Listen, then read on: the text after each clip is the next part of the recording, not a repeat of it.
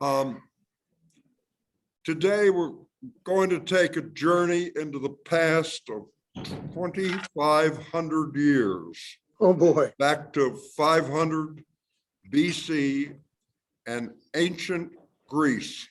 That's a long way to go back. And I'm going to ask the question, which maybe some of you might want to ask, is why are we doing it? Well, I have three reasons. The first reason is, oh, Anthony, welcome. I'm sorry. The first reason is a very personal one. I first studied this period in history when I was in the 6th grade at Jefferson Grammar School in Maplewood, New Jersey. And I had a perfectly marvelous teacher. Her name was Miss Tunner, who really made history come alive and interesting and just fascinating. And I really credit Miss Tunner for igniting, talking about this period of history, my lifelong interest in reading and studying history. And in fact, later in my life, much later, I moved to Greece to live for a couple of years. I didn't know that. And I remember the first free day I had, I did what a lot of people do. I walked up to the Acropolis. Right. On a very hot day, quiet. And unbidden into my mind, as I walked up, and this is completely unbidden, I remember the thought came, I wish Miss Tunner could see me now. And I owe a lot to her. And additionally, having lived there, every place I'm going to talk about today, I've been there. And that makes it come alive for me. My second reason is this is really the dawn of a new era. It's the dawn of the historian. Because from the first time in world history, Herodotus wrote a systematic analysis history of the events we're going to talk about today. It had never been done before. Oh, there have been chronicles of events, but never a detailed, specific history of events happening. And Herodotus is considered the father of history. Right. You might say the patron saint of the historians that follow. And I think that's a good reason to discuss this period of history. The third reason, though, is the most important one of all. For here we have the world's first democracy, the city-state of Athens, standing up to the world's greatest power, Persia, and saying, we will never surrender. And if that has a ring of recent history, I hope it does, and stopping the march of tyranny and preserving liberty. Now, I say Persia was the world's greatest power. I could sing this next part, but I'm not going to. Not since Nineveh, not since Tyre, not since Babylon turned to mire had anyone ever seen the magnificence of the Persian Empire. Oh. Now, how did it get there? Thank you. Or Persia, or the Medes, as they were called, Why? was a vassal state of the great Assyrian Empire. And along with many others. And after around 600 BC, or 100 years before the events we're going to really talk about happened, Persia and the other vassal states rose up in revolt against the Assyrian Empire. And they attacked the capital city of the Assyrians, Thank you, dear. Nineveh, and turned it into mounds and heaps, as described, Thank you. and ended the Assyrian Empire. And all these vassal states were then free to go their own way. They were free of, but it didn't take long for most of them to realize there was a new sheriff in town. And that sheriff were the Persians. And gradually, all those vassal states found themselves now part of the mighty Persian Empire. In truth, Persia was the world's only superpower. Now, how vast was this empire? Well, in the east, its border was the Indus River. Now, let me talk about the Indus River for a minute. The Indus River actually starts in Nepal, cuts down through the Himalaya mountains into what is now present-day Pakistan, passes through it into Western India, and empties into the Arabian Sea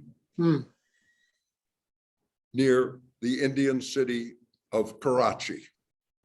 It is one of the longest rivers in the world. It's 2,000, just shy of 2,000 miles long. And interestingly enough, it is from the Indus River that India derives its name, India, because India is a derivative of Indus. Now, in the West, the first king of the empire, Persian Empire, was a man named Cyrus. And one of his first things he did was acquire the kingdom of Lydia. Now, Lydia was located in the northwestern corner of present-day Turkey. Oh, okay. And it was the kingdom, and I know you all have heard of him, of King Croesus, rich as Croesus. And that took the borders right up to the Hellespont in the east. Interestingly enough, in acquiring Lydia, he also acquired the Ionian Greek city-states, which were along the west coast of Anatolia in the empire. Now, the west coast of Anatolia is the present west coast of Turkey. Wow. And there were Greek city-states there. In fact, there would be cities predominantly Greek into the 20th century there, until they were finally all forced out by the Turks. Most of them ended up settling when they returned to Greece in Athens itself. And there's a vast section of the Athens, which is called Smyrna, which was one of the cities in Anatolia. And these descendants lived there. In the southeast, the Persian Empire also controlled Egypt. So you can see how vast it was. And by the time Cyrus had passed from the scene and Darius the Great was king of the Persian Empire, they also were across the Hellespont and controlled northern Greece, Macedonia.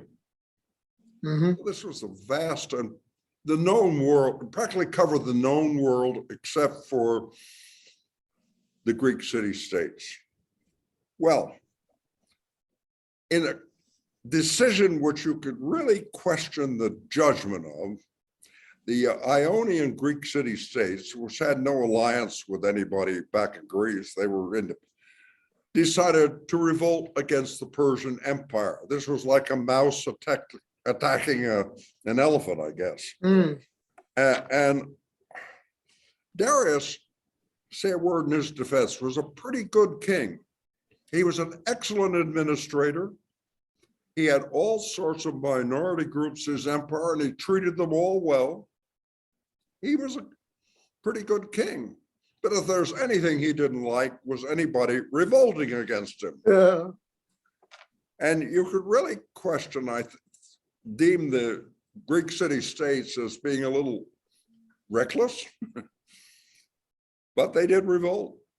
And lo and behold, the world's first democracy over in the Attica Peninsula in Greece, the city-state of Athens, in further questionable judgment, decided to go to their aid.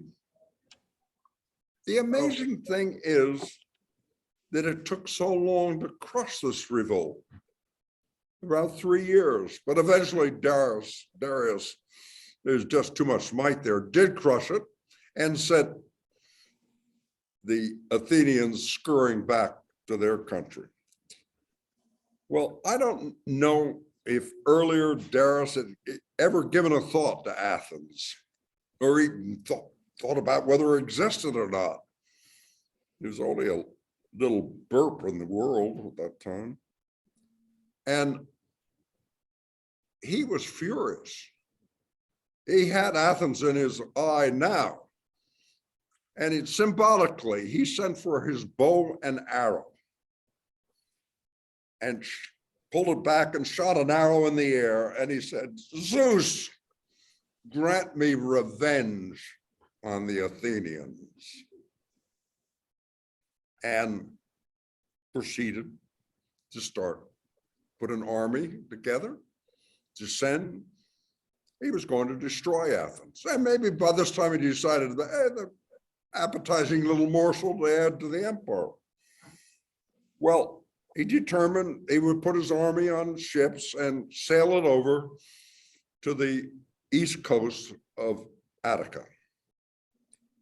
Well, the Greeks knew he was coming. Nothing moved too fast in those days. It was either by foot or by sail.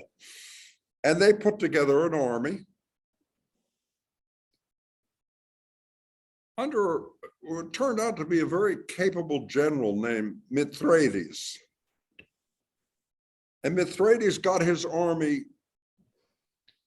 to the plains of Marathon before the Persians could get organized. They were still disembarking their army at a bay near Marathon.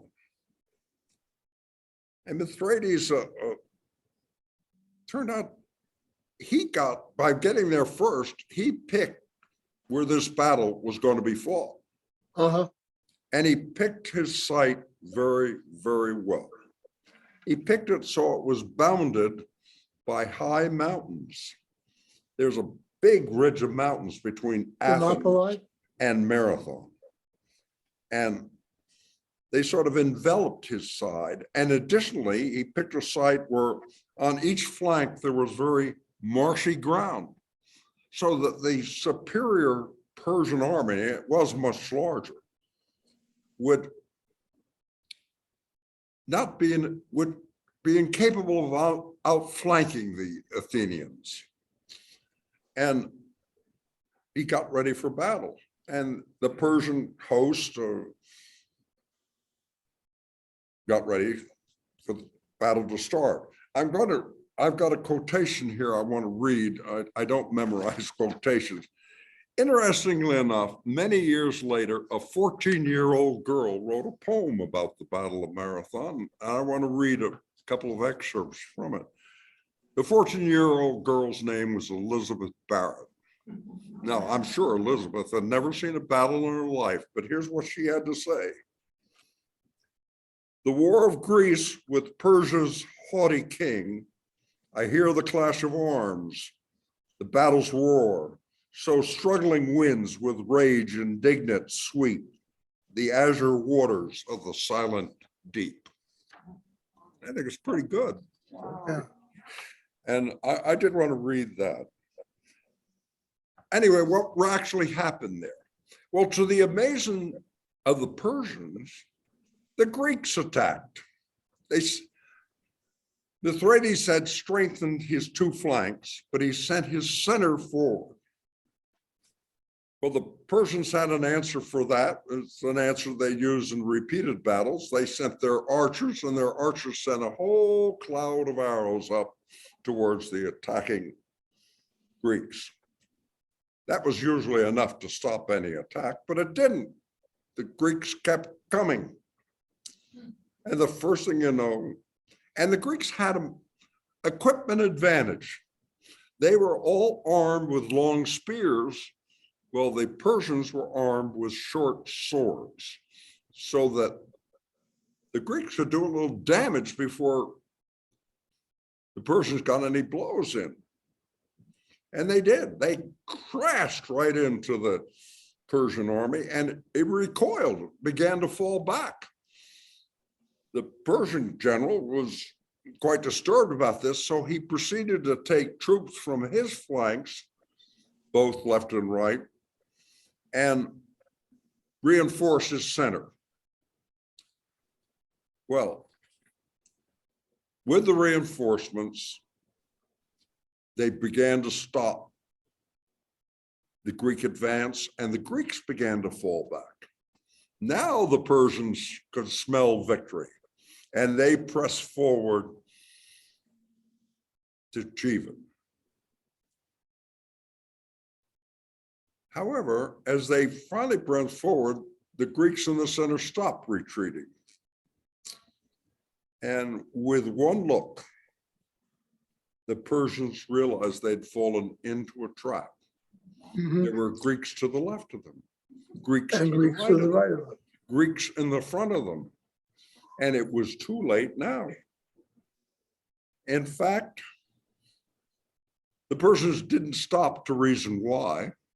Mhm. There was no to do or die in them. They just pulled away.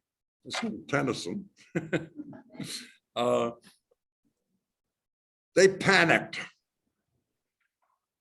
There were Greeks everywhere except to the rear, back from whence they came, and that's where the Persians decided to go. Right. But they didn't retreat, they ran for their lives. Uh, And that's a bad thing to do in battle in those days. Very few of them made it.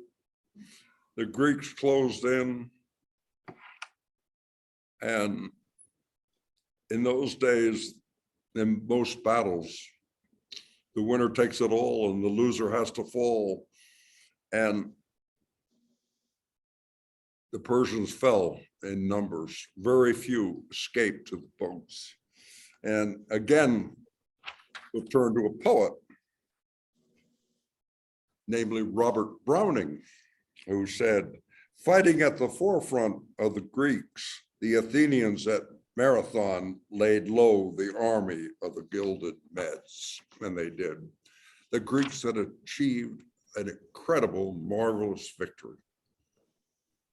Now, battle's over, we've won. But now legend begins, and I underscore that word legend. What happened next? I'm sure if I were to ask all of you why a runner ran from Marathon to Thermopylae. back to Athens to tell them of victory.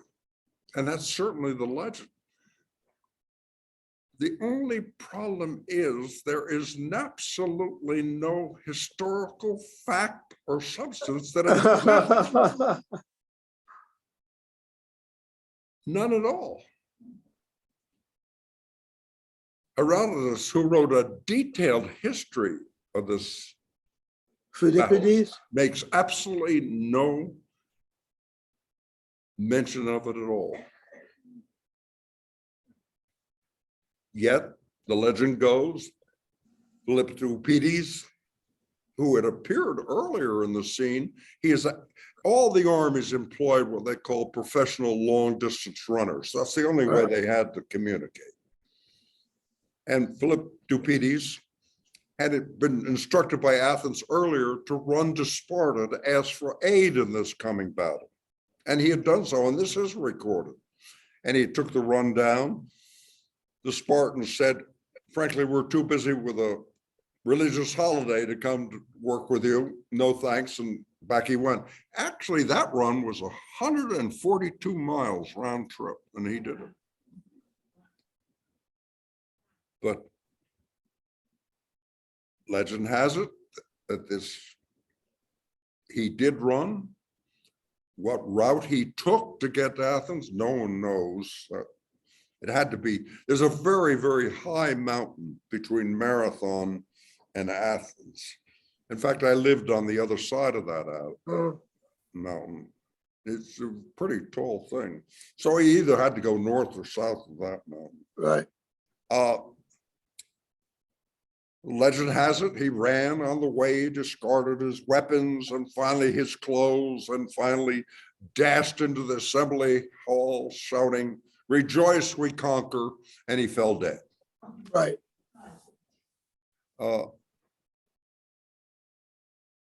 Whether he did or he didn't, you can't say he didn't, because how do you prove a negative? Yet I must admit, there's no conclusive evidence that he did. But it's a story I like, and I'm sure most of you like, and it's been repeated so often. If you ask any school child who has studied this history, whether they still study it or not, I don't know. I'm sure they'd say it would happen. But in 1879, it did become fact. And here again, we're going to have to do a little quoting. Why? Because Robert Browning wrote a poem about it. Oh. He said, "So when Persia was dust, all cried, to the Acropolis run, Philippides, run like fire, till any broke, rejoice we conquer, joy bursting in his heart, he died."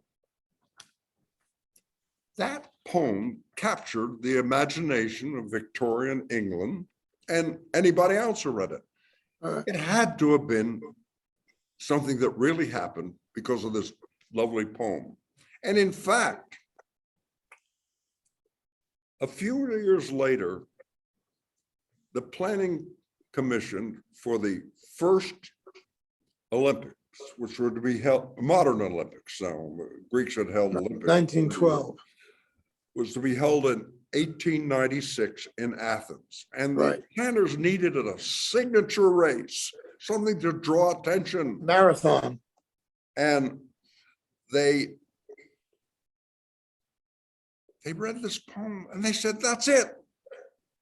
We'll start a race in Marathon, which will end in Athens. And that will be the signature race." 26 miles. So the Browning poem became the inspiration for the first marathon. Today, there are 800 marathons in the world. And you know, the first marathon, it was held in 1897. I hope everyone knows it was the Boston Marathon. Glory to Boston. And once again, we beat New York because they didn't have a marathon until 1909. Another victory for Boston. Well, any case, we're going to come back to that first marathon later. It does have a key part in the story I want to tell. Well, the Persians were back, or what was left of them, in Asia Minor, with their tail between their legs, and Darius was furious. Now he really wanted revenge. But he had other things he had to contend with. He had to contend with the fact that he had a revolt going on in Egypt, which was far more important. And he had to attend to that. Now, these things were not the matter of a moment. They took years to settle. So by the time he came to return to think about Greece, a funny thing happened on the way to the Forum to him. He died. There'd be no revenge for Darius. But his son Xerxes took over. And Xerxes was just as determined to have revenge on the Athenians as his father had been. Now, what have the Greeks been doing in this interval? There was a Greek leader in Athens named Thermocles. He said, look, don't fool yourself for a moment. We won a marathon, but those Persians are going to come back and we've got to be prepared. And he had an idea. We need to build a fleet. And a lot of the Greeks said, we don't want to spend all our money on armaments, and, excuse me, and fighting. It's a fight that has raged in governments for many years since. Excuse me just for a moment.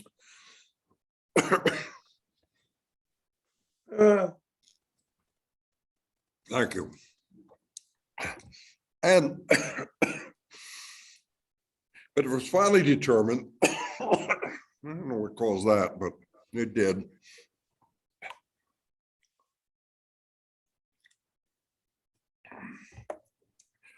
Anyway, Thermocles won out. And the decision was made, yes, we'll build your fleet. And he proceeded over the years to build 200 triremes. That's a 3-level rowed ship, the standard warship of the times.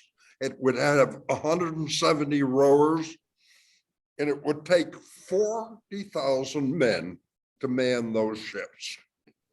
And he trained them and spent them.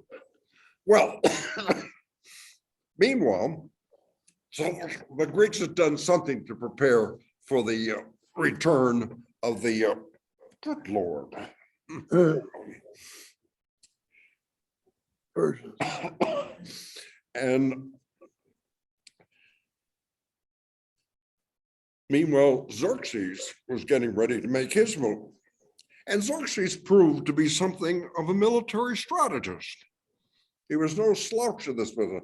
Begin with, Xerxes was a very, very big man. He was 7 feet tall. And at that time, that was really tall. First time this has happened to me. Take it easy. And he had an idea. He invented the Pincer Movement. He would send his army around to the north and his fleet of 2,000 triremes around to the south. And when those two pincers met and clamped together, there'd be no more Athens, probably no more Greece. Yeah, it was really a pretty good idea. The Pincer Movement, just we'll go on a sidetrack for a minute about it. It was later used with devastating effect by Hannibal in the Second Punic War at the Battle of Cannae.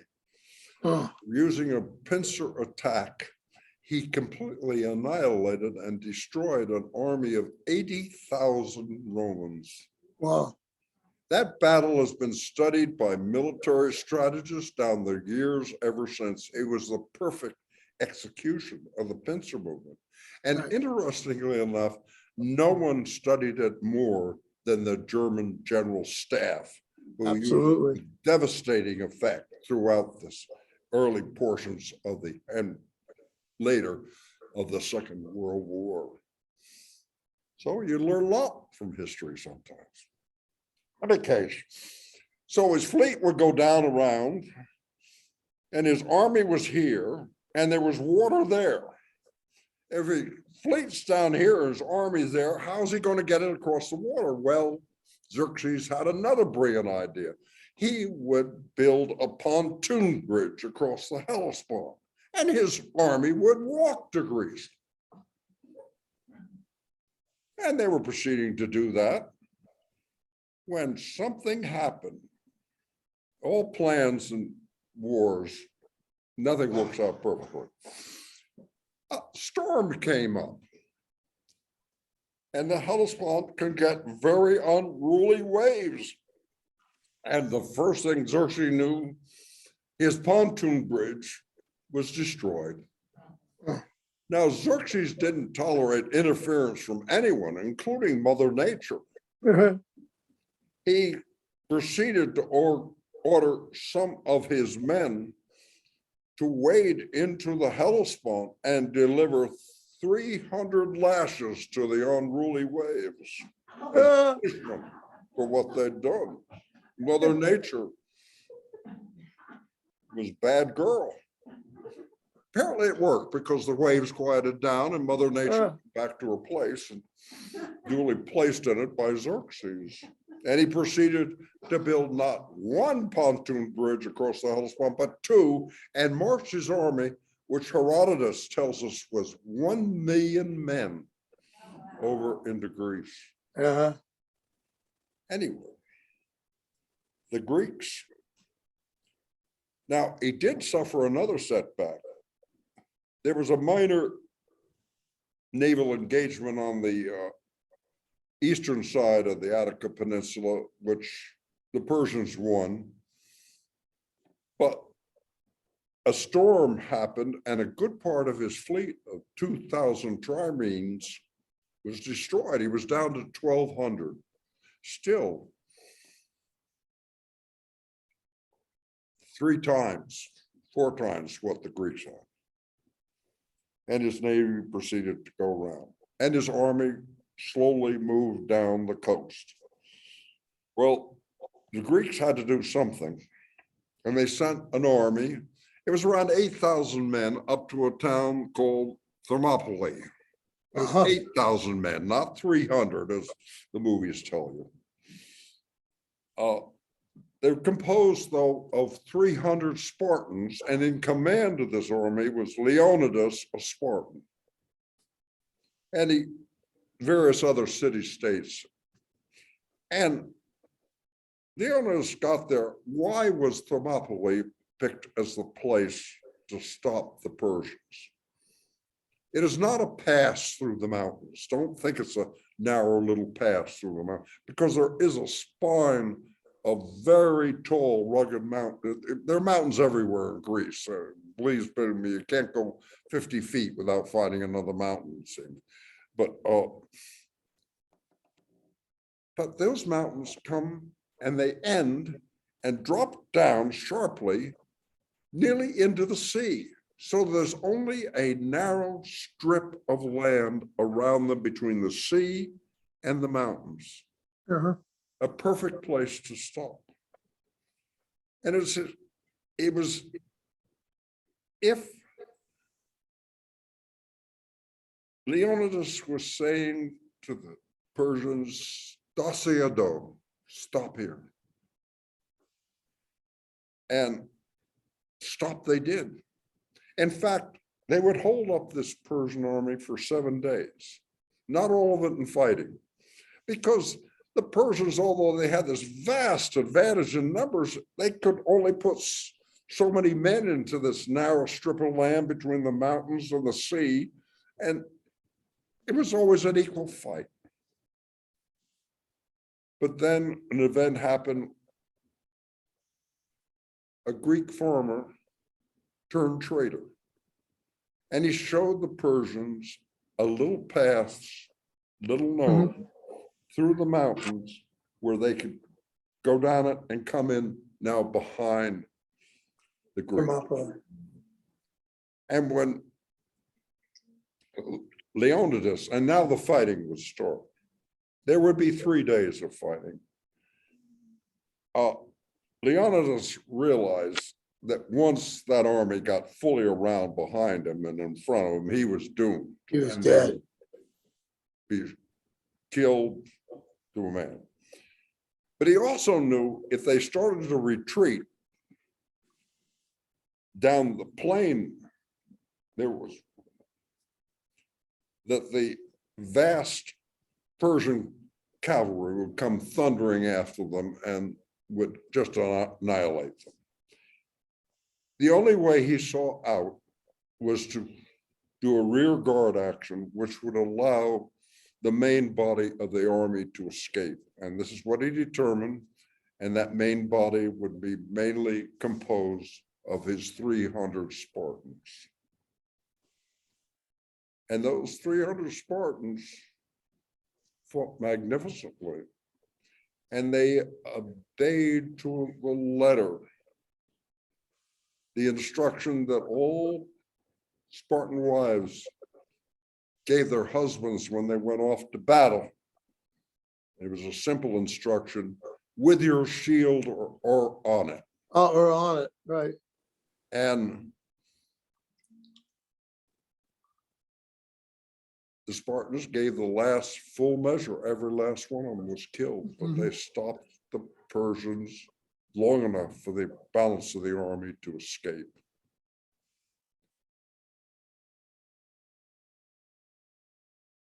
Now, there was nothing between Athens and the Persian army. And the Athenians began to think, what do we do now? Negotiate. Well, we'll do what we always do when we have a problem. We'll go to the Oracle of Delphi. Delphi's a bit north of Athens. It's not very far. I've been there multiple times. In fact, I've been in the house where still there, the Delphi used to make pronouncements. I tried to appeal to him for a little advice, or at least the ghost of him, but I never got very far. So they did. And they said, what'll he do, Delphi? Well, he gave him a report. And he said, run to the furthest corners of the earth. Well, that was a very gloomy problem. The Athenians didn't like that one at all. They said, Delphi, how about a second opinion? And he gave it to him. It was pretty much as gloomy as the first one. It was more than one sentence long.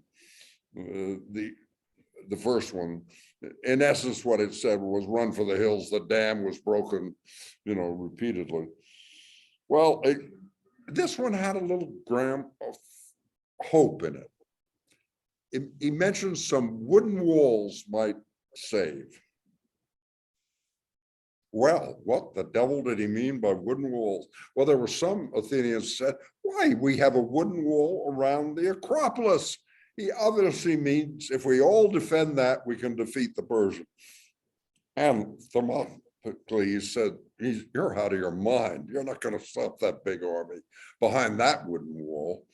He said, what the Delphi means is the oracle, is the wooden walls of my ships. Well, that in time began to appeal to the Athenians. And most of the Athenians left Athens, walked the 7 miles over to the Straits of Salamis, and crossed over to the island of Salamis and sought refuge there. A few Greeks, though, a few Athenians determined, we're going to stay behind those wooden walls around the Acropolis. Well, Xerxes' army arrived. I don't think it took them more than a minute or two. They breached the wooden walls around the Acropolis and proceeded to the jolly task of slaughtering every Greek they could find in Athens. And when that joyful experience was over with, they then destroyed Athens. It was a lovely time. So there was, one pincer was there. All that remained was destroy the navy. And Xerxes' 1,200 triremes were in the area. But the only trouble is they didn't know where Thermopylae was with his 380 triremes. They were in the Straits of Salamis, hidden. But Thermopylae was a pretty clever guy. He proceeded to make sure that the Persians got all sorts of false reports about his whereabouts. They were retreating down the coast of the Peloponnese. They were over by the island of Delos, which is near Mykonos. They were here, they were there, they were everywhere. And in fact, the old doggerel about the Scarlet Pimpernel can almost apply, because the Persians began to look in all these locations, and their boats were being rowed, expending lots of human energy and labor as they went from one to the other. they were seeking him here, they were seeking him there. The Persians were seeking him everywhere. Was he in heaven? Was he in hell? That damned elusive Thermocles. Never know. Anyway, they were getting pretty tired. And then Thermocles gave him an honest report. His fleet was in the Straits of Salamis. And the Persians finally came where he wanted them to come, into this narrow band of water between the Attica coast and the island of Salamis. In fact, Xerxes was so delighted, he, on a high point overlooking the straits, he had a golden throne erected, which he could sit on and watch the destruction and the end Of Athens. of Athenian power.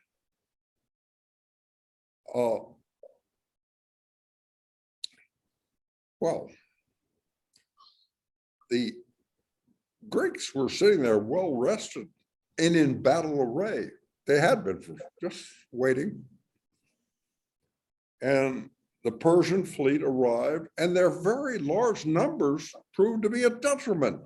They couldn't maneuver in this strait. They were bumping into each other, and they just couldn't get in decent order. And meanwhile, I want to get this one right too. The Greeks were setting up their war chant. "O sons of Greece, go liberate your country. Now is struggle for all things." And the Greeks attacked.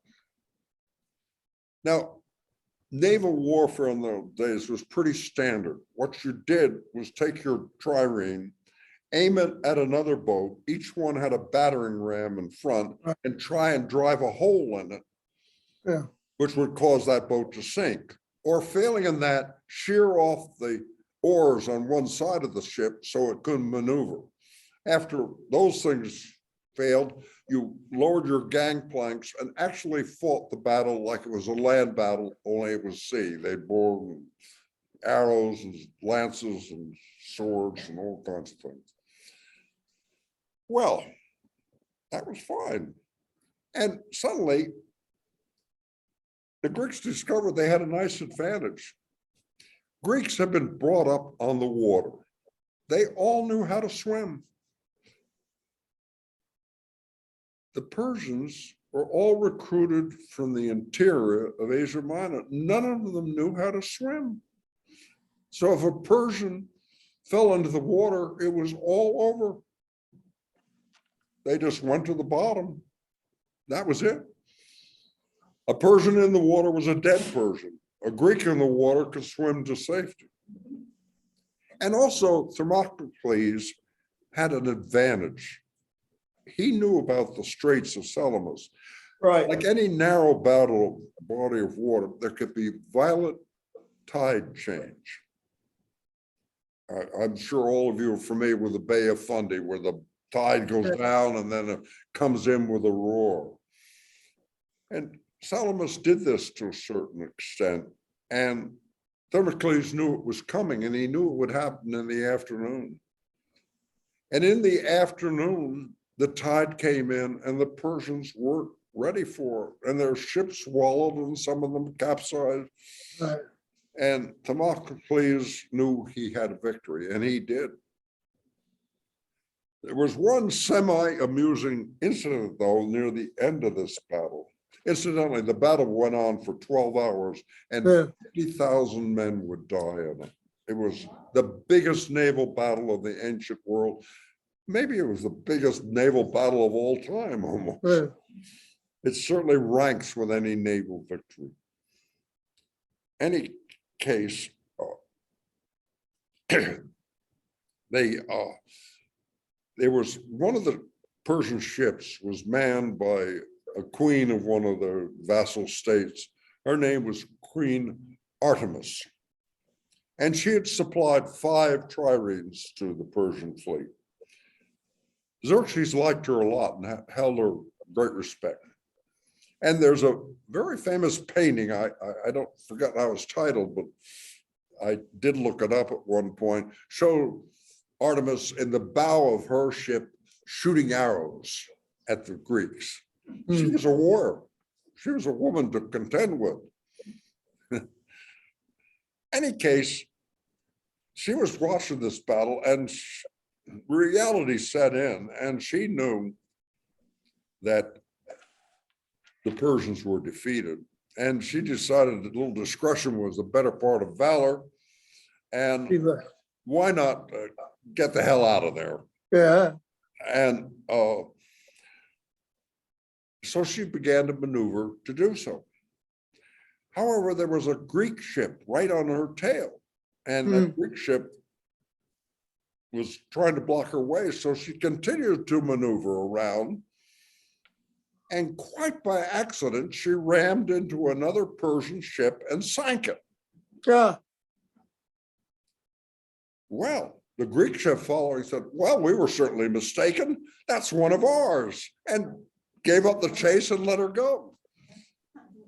Meanwhile, Xerxes, who recognizes her boat, looks down and sees her ram a ship and thinks she's rammed a Greek ship and sunk it, and makes the pronouncement, my men are fighting like women, my women like men.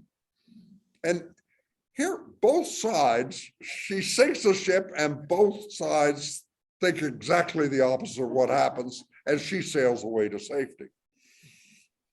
Well, the battle's over with, and Xerxes has some problems on his hand. He calls a council of war to decide what to do. Incidentally, the queen comes to that council because he values her opinion a great deal. Xerxes thinking to himself, I don't have a navy left. If the Greek navy sails around and destroys my pontoon bridges, my army is marooned in Greece. And it already is short of food and a lot of disease. It could end up, maybe I should take some of it back to Asia with me. Queen Artemis supports him. He said, that's what you should do. You should leave Herodotus here with a suitable army, one that can defeat the Greeks, and take most of your army back to Asia while you still can and leave. She said it's a win-win situation for you, because if Herodotus succeeds in defeating the Greeks, the credit won't go to him. He is your slave. In Persia, all the citizens were slaves of Xerxes. And if he loses, your slave failed. You can't lose in this arrangement. Well, that appealed to Xerxes, and so he left. And it was bye-bye Xerxes. He went back to Asia, never to return again. And left Herodotus there with a sizable army still, one that could well defeat the Greeks. He had around 300,000 men, I think, still. Any case,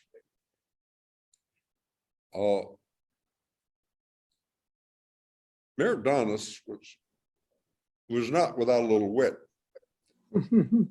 He realized the main people opposing him were the Spartans and the Athenians. If he could drive a wedge between them, and he knew the relations between the Spartans and the Athenians was always a bit fractious. Then he could only face one of them and doubtless defeat them. So he decided that the Athenians be the weak link. And he went to them with all kinds of offers. If they would join with him, they do this, do that. All kinds of offers to surrender to him and join the Persian cause, and life would be grand and glorious for them. Well, the Athenians thought about it, didn't think very much long about it. They made an answer which they made sure the Spartans heard. They said, we well appreciate the threat of your presence to us. But we love liberty more, and we will never surrender. Mhm. The reward for that is Herodotus destroyed Athens for the second time. And then he went up to near a town called Plataea, which is somewhat north of the Straits of Salamis, and made a vast fortified camp for his army.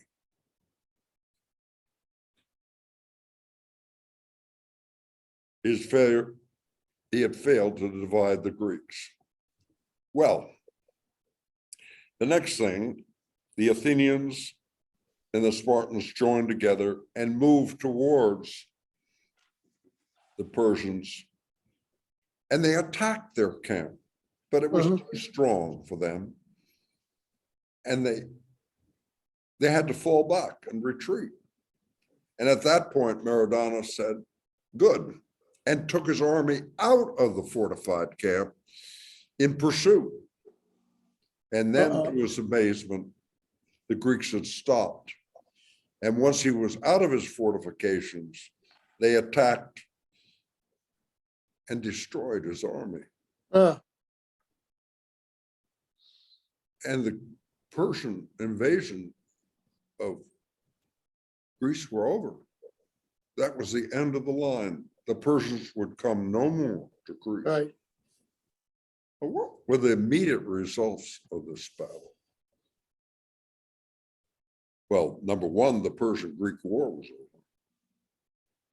Number two, Athens became the melting pot of the world.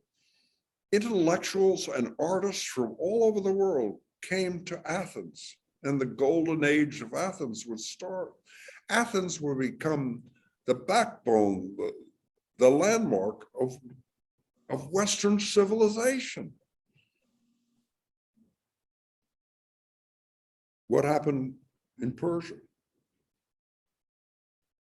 Xerxes would spend the next 17 years building palaces and improving cities. But then in his 17th year, the captain of his own bodyguard assassinated him. And the empire of Persia would go on, though, for another 150 years.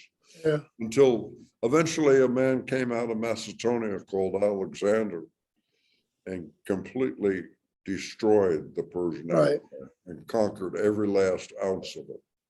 You know him as Alexander the Great.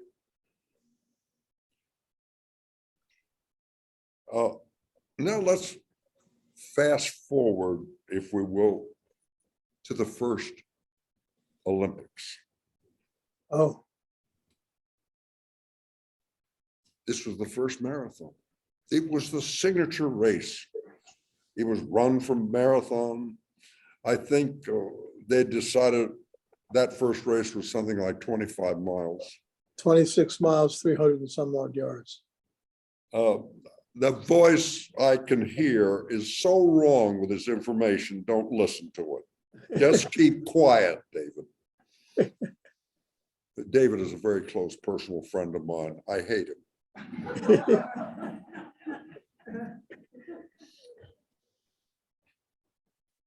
It is not 26.2 miles and never was 26.2 miles.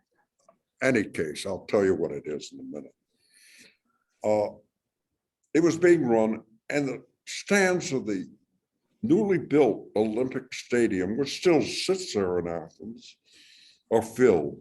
Mostly with Greeks, though. A lot of people didn't travel around the world most days. And word came through, how they relayed information those days, I don't know, that a Frenchman approaching Athens was in the lead. And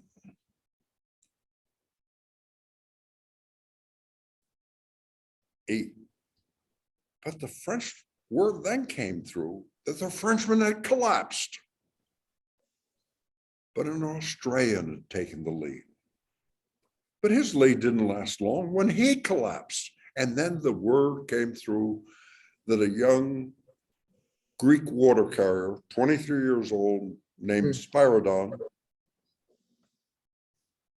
had run into the lead. And as he entered the Olympic Stadium, the Greeks rose as one and they chanted, Helene, Helene, Helene. And he won that first marathon. Now,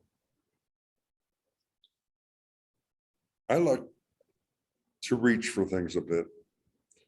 And I think those cheers of triumph, namely Greek, Greek, Greek, could well have applied to the Greeks who won at Marathon, died at Thermopylae, won the incredible sea victory at Salamis, and the final victory at Plataea. Certainly those Greeks are entitled to the same tribute a young Englishwoman paid her father when Mary Soames said, her father was also said, we will never surrender, Winston Churchill. I owe you what every man, woman, and child does, my liberty. And perhaps when you're fighting for liberty, the Horace poem, Dulce et decorum est, patio mori, takes on some meaning, as opposed to the meaning Wilfred Owen gave it in his great anti-war World War I poem of the same name, when he said, it's sweet and proper to die for one's country is the greatest lie ever told. Now, I leave it to your judgment which of those statements is the most accurate. I'm not endeavoring to do that today. But today we have mainly been talking about valor in defense of liberty. So I want to say in finality, an inscription you can read if you go to Thermopylae, which reads, go tell the Spartans, thou who passes by, that here, obedient to its laws, we lie. Kalinikta, Ephorhisto, Parapoloi. Good night. Thank you very much.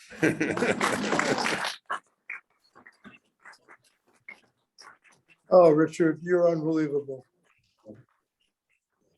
Oh my man. Thank you all for coming. I appreciate it. Thank you for coming. I think I said everything I wanted to say. Let me see. I'll look at my outline here. Oh, incidentally, at the Battle of Plataea, the commanding general was a Spartan, and he was Leonidas' nephew, which I thought was retribution.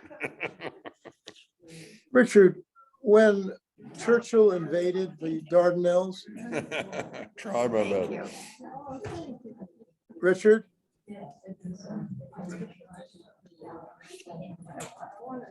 What a wonderful history lesson. What time? I thank you. Thank you. Fabulous. You remind me of my son. I did it in just an hour. That's pretty good. That was excellent. I Thank had you. twin boys. One of them was a merit scholar and the other one was smart, but he struggled a bit. But the merit scholar in the 6th grade, I think it was, had teachers that weren't that great. And Well- so he taught himself everything he could about Greek and Roman mythology. Oh, listen, I had a that Miss Turner, I owe her a debt to this day. She was so marvelous. I mean, isn't that, and then he went on to graduate from Middlebury College and was hoping to teach Latin on the college level, but he didn't. But I mean, it was his love Oh, here, I'll get it. Oh, God, those pens roll. It was his love of reading that my grandmother and mother taught. Love of all reading. families. You know, What would we then, do if we didn't have our reading? yeah. But boy, you're smart. My goodness. Did you teach in college? No, I didn't. I'll tell you, I have a lifelong interest in history, which is pretty broad. It is. Another excellent job. Thank See you, later. Nancy. See you later, my dearest. Why was Churchill so fascinated? No, I didn't. With the- I sometimes thought it would have been a nice career, although the career I had, I loved. But What was your career? I was a professional manager of other people's businesses. Oh, it sounds like my brother. Oh, Well, oh, anyway, Cheryl Whiting, thank you. And Anthony Walsh, thank you. And David, thank you. look at all your And friends. Jennifer Bruscott and David Obrasky and Bruce Osborne. Thank you all for coming.